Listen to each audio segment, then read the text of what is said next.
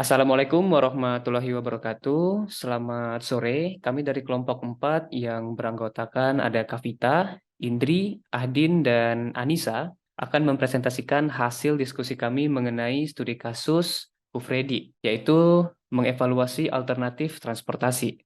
Apa yang kami analisis itu sesuai dengan pertanyaan-pertanyaan yang udah disediakan ini. Mengenai yang pertama, ini akan dijelaskan oleh Kavita. Baik, pertama, haruskah Hufredi memasukkan semua pemasok dalam analisisnya? Jawabannya, iya, harus. Mereka harus memasukkan pemasok untuk dianalisis agar lebih efektif dan efisien. Biaya transportasi yang mereka hitung saat ini yaitu hampir 190.000 US dollar per tahun. Masalah yang mereka hadapi adalah bahwa pengiriman tidak konsisten atau sering, yang akan menyulitkan untuk menetapkan jadwal pengiriman yang teratur.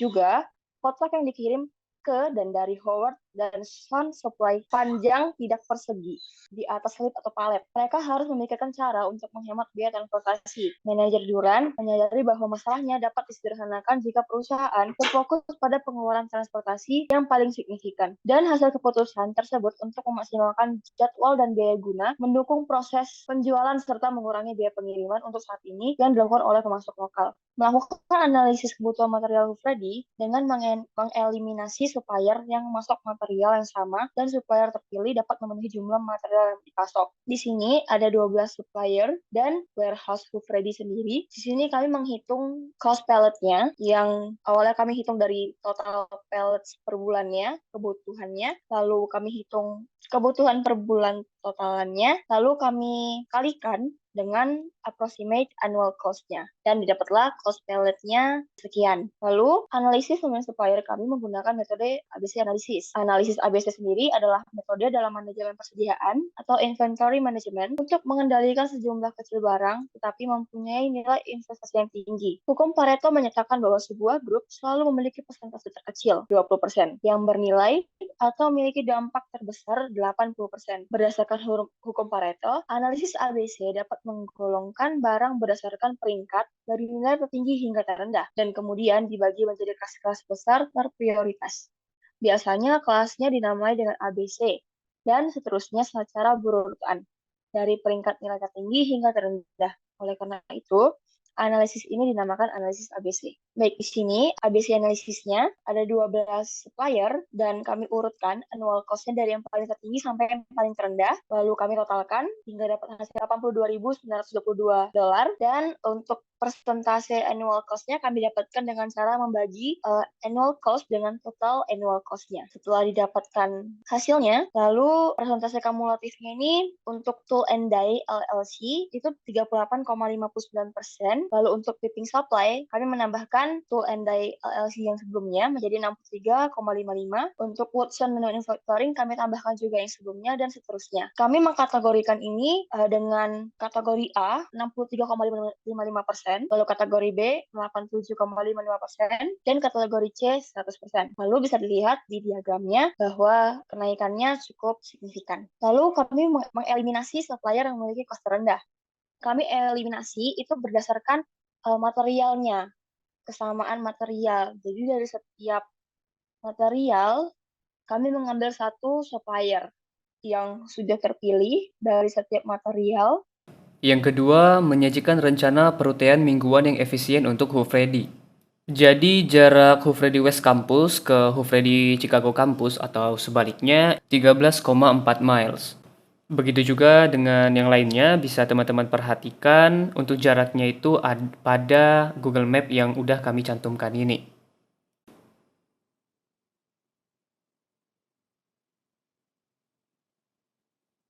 Adapun fungsi dari melakukan perencanaan perutaian itu ada 4 ya, yang bisa teman-teman lihat yang ini. Jadi dengan menentukan rute dari setiap pemasok, kita juga harus mempertimbangkan berapa banyak kendaraan yang diperlukan dan berapa bobot yang bisa dibawa dalam satu perjalanan, sehingga kita bisa menggunakan Vehicle Routing Problem atau VRP. VRP merupakan permasalahan optimasi penentuan rute dengan keterbatasan kapasitas kendaraan. Karakteristik dari permasalahan VRP, yang pertama perjalanan kendaraan berawal dan berakhir dari dan ke depot awal. Yang kedua, ada sejumlah tempat yang semuanya harus dikunjungi dan dipenuhi permintaannya tepat satu kali. Yang ketiga, jika kapasitas kendaraan sudah terpakai dan tidak dapat melayani tempat berikutnya, Kendaraan dapat kembali ke depot untuk memenuhi kapasitas kendaraan dan melayani tempat berikutnya. Dan ini teman-teman bisa lihat kalau VRP ini juga punya rumus, ya. Jadi inilah rumusnya. Matriks jarak rute gudang, supplier Bos Metal itu ke gudang sekitar 13 miles, Woodson Manufacturing ke gudang 27 miles dan ke supplier 1 29 miles, begitu juga dengan seterusnya. Kemudian saving matrix, setelah dimasukkan rumus, dapatlah hasilnya Bos Metal Supplier 2 palet, Woodson Manufacturing 4 palet, dan seterusnya. Baik, untuk penentuan kelompok, kita ambil dari nilai maksimal yang dari matriks rute. Kelompok 1 itu 30, berada di supplier 5 dan supplier 7. Lalu, untuk maksimal yang kedua seharusnya 22 dan 21. Tetapi karena di nilai 22 dan 21 tadi ada supplier 5 dan 7 dan sudah terpakai juga, jadi kita langsung ke maksimal selanjutnya, yaitu kelompok 2 kami mengambil maksimalnya 19, supplier 3, supplier 6, dan supplier 1, lalu kelompok 3 dinilai 18, supplier 2 dan supplier 4. Nah, di kelompok 1, supplier 5 dan supplier 7, ini rutenya gudang, supplier 5 ke gudang. Jadi, kami mengkuadratkan jaraknya, yaitu dapat 206 dengan destinasi 2. Lalu untuk supplier 7, gudang supplier 7 ke gudang, kami kuadratkan jaraknya dan dapatnya hasil 24 dan destinasinya 1. Lalu jarak dari gudang supplier 7, supplier 5 ke gudang itu ada 200 mile dan totalnya ada 5 palet. Selanjutnya ada kelompok 2, supplier 3 itu rutenya gudang, supplier 3 ke gudang dengan rute 22 miles, destinasi 3. Lalu ada supplier 6, gudang supplier 6 ke gudang dengan jaraknya 22 miles juga, destinasi 1. Supplier 1, gudang supplier 1 gudang dengan jarak 26 miles, destinasinya 2. Lalu gudang supplier 3, supplier 6 ke supplier 1 ke gudang lagi, totalnya itu ada 32 mile dengan 4 palet. Yang terakhir ada kelompok 3, supplier 2, rutenya gudang supplier 2 gudang dengan total jarak 54 miles, destinasi 1, dan supplier 4, rutenya gudang supplier 4 gudang, totalnya ada 96 miles, destinasinya 2. Kemudian untuk gudang supplier 2, supplier 4 ke gudang lagi, total semuanya 132 miles dengan membawa 3 palet. Selanjutnya, nomor 3 yaitu jelaskan komponen biaya yang harus dipertimbangkan Hufreli dalam menentukan apakah akan memiliki atau menyewa truk. Yang pertama yaitu fixed cost. Duran juga mengetahui bahwa truk baru dapat disewa seharga $699 per bulan dengan total biaya tahunan $8.388,7. Duran memeriksa dengan beberapa penyediaan asuransi dan menyimpulkan bahwa biaya asuransi untuk truk akan menjadi sekitar $9.000 per tahun. Penelitian Duran menunjukkan bahwa gaji pengemudi layanan ringan atau pengantaran di Chicago dibayar rata-rata $16 per jam dengan 90% pengemudi kurang dari $21 per jam. Variable cost. Biaya rata-rata bahan bakar diesel di Chicagoland adalah $2,50 per galon atau 4,54 liter biaya bahan bakar. Total jarak yang ditempuh yaitu 494 miles atau 790 km.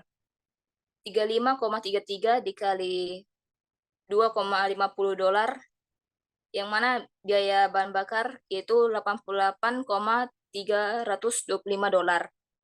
Untuk biaya perawatan truk baru yaitu hasilnya $83,98. Untuk truk bekas yaitu yang hasilnya $98,8. Untuk biaya asuransi yaitu $9.000 per tahun. Untuk biaya tol yaitu $55,75. Biaya supir yaitu $1,266.